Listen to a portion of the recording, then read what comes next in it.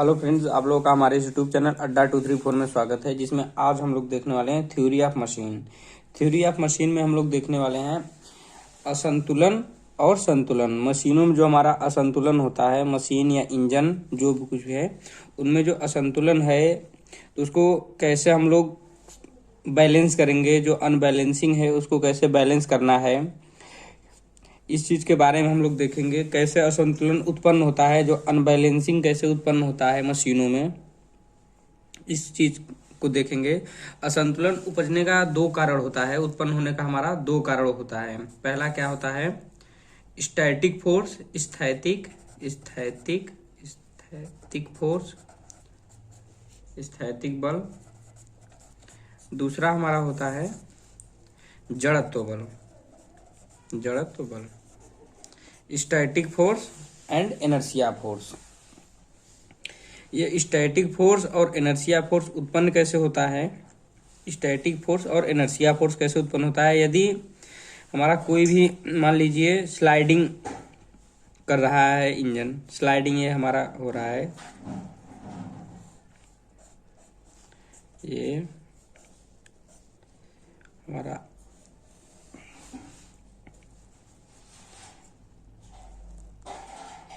ये हमारा हो गया, ये हमारा क्या हो गया, स्लाइड कर रहा है आगे पीछे, पश्चाग्र गति कर रहा है। जब ये पश्चाग्र गति कर रहा है तो इस पे सडनली यहाँ फोर्स लगेगा, फिर यहाँ इससे यहाँ फोर्स लगेगा, फिर ये ऐसे आगे पीछे कर रहा है, तो इससे क्या हो रहा है, यह बैलेंस नहीं है। तो इसको अब ये हमारा क्या होता है, ये हमारा व्हील होता है। तो यहाँ फोर्स लग रहा है, ये यहाँ फोर्स दे रहा है, लेकिन यहाँ फोर्स नहीं है, ये घुमाव घूर कर रहा है, ये पश्चाग्र गति कर रहा है। तो इसमें हम इसको कैसे बैलेंस करते हैं और इसके क्या क्या हानि है अनबैलेंसिंग के, इस चीज को हम लोग देखेंगे। बैलेंसिंग का मतलब होता है या तो अनबैलेंस को जीरो कर देना, बिल्कुल खत्म कर देना, या बिल्कुल कम कर देना। जीरो से के बराबर तो नहीं, या बिल्कुल कम कर देना। बैलेंसिंग का मतलब ये हुआ अगर कोई भी पार्ट हमारा अनबैलेंस है तो उसको क्या करना, या तो उसकी अनबैलेंसिंग को जीरो कर देना, मतलब बिल्कुल बैलेंस में हो जाए, या तो बिल्कुल जीरो से कम। ऐसा नहीं कि उसमें फिर भी कोई फोर्स कार्य कर रहा है, बैलेंसिंग होने के बाद भी एक्स्ट्रा फोर्सेस कार्य कर रहे हैं, जिससे इंजन में कोई इफेक्ट हो, कोई घर्षण हो, कोई फ्रिक्शन हो। बैलेंसिंग का मतलब यह होता है। तो ये जो हमारा स्टैटिक फोर्स और जड़त्व फोर्स जो हमारा उत्पन्न होता है, ये कैसे उत्पन्न होता है।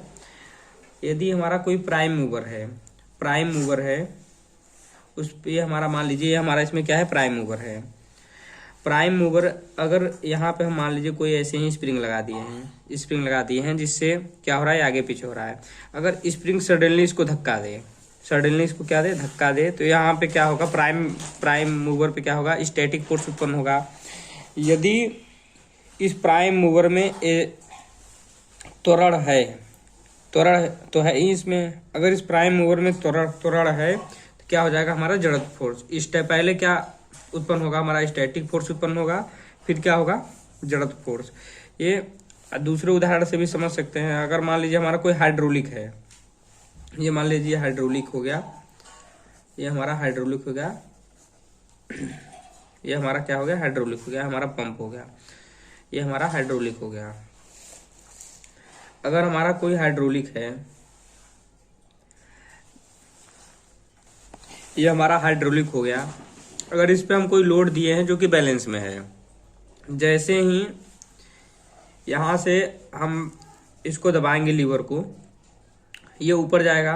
अगर ये हमारा बैलेंस में है तब तो ठीक है, नहीं तो ये प्राइम जो हमारा है, प्राथमिक जो चालक है, प्राइम मूवर जो है, उस पे इम्पैक्ट करेगा, जिससे क्या होगा, हमारा स्थैतिक बल उत्पन्न होगा, स्टैटिक फोर्स उत्पन्न होगा।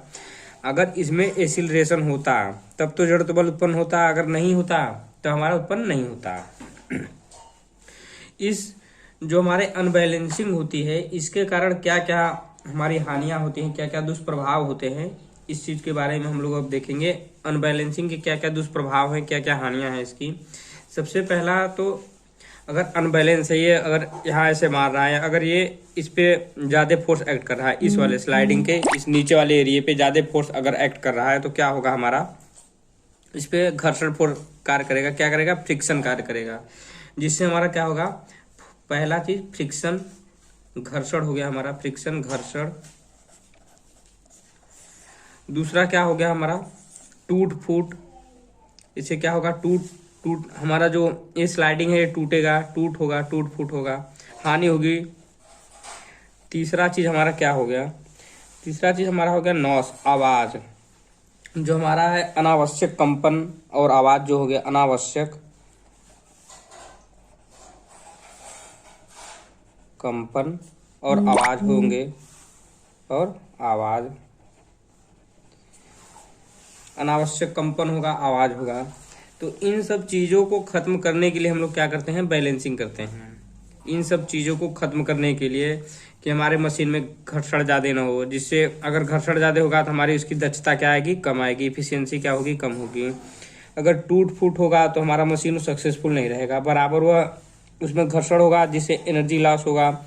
और हमारा जो पार्ट रहेगा अगर कंटिन्यू टूटता है, जैसे ये हमारा कोई पार्ट हो गया, यहाँ पे अगर कंटिन्यू फोर्स लग रहा है, यहाँ ये फिक्स है, तो क्या होगा, ये बेंड हो जाएगा, तो ये बैलेंस नहीं है। तो इस चीज को हम लोग दूर करते हैं, या बिल्कुल जीरो कर देते हैं, या बिल्कुल ही कम कर देते हैं। और अनावश्यक कंपन होगा जिसमें हमारे क्या होंगे, बॉडी वॉडी कभी भी क्रैक हो सकते हैं, कभी भी टूट सकते हैं, सडनली उसमें क्या हो सकता है, कुछ भी हो सकता है। अनावश्यक कंपन और अनावश्यक आवाज आने से क्या हो सकता है, सडनली कुछ भी हो सकता है। तो इन सब चीजों को खत्म करने के लिए हम लोग क्या करते हैं, बैलेंसिंग करते हैं।